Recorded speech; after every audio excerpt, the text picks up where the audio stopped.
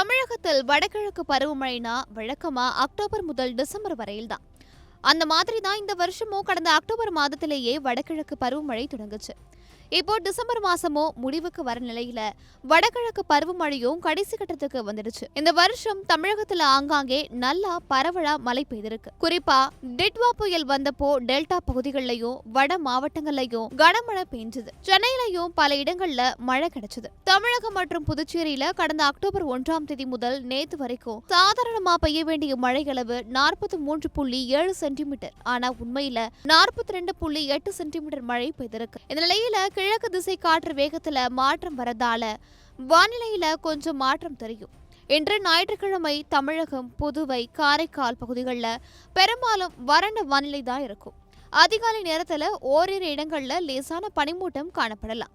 நாளை திங்கட்கிழமை டெல்டா மாவட்டங்கள்லையும் காரைக்கால் பகுதிகளிலையும் ஓரிரு இடங்கள்ல லேசானது முதல் மிதமான மழை பெய்யலாம்.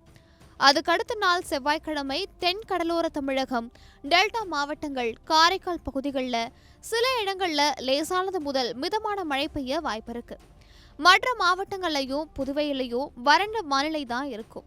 31ஆம் தேதி ஜனவரி 1ஆம் தேதி தென் தமிழகத்துல சில இடங்கள்லையும், வட தமிழகத்துல ஓரிரு இடங்கள்லையும், புதுவை, காரைக்கால் பகுதிகளிலையும் லேசானது முதல் மிதமான மழை பெய்ய வாய்ப்பு இருக்கு. ஜனவரி 2ஆம் தேதி தென் தமிழகத்துல ஓரிரு இடங்கள்ல மழை பெய்யும். ஆனா வட தமிழகம், புதுவை, காரைக்கால் பகுதிகளில் வறண்ட வானிலை தான் இருக்கும் அப்படின்னு சென்னை வானிலை ஆய்வு மையம் சொல்லியிருக்காங்க.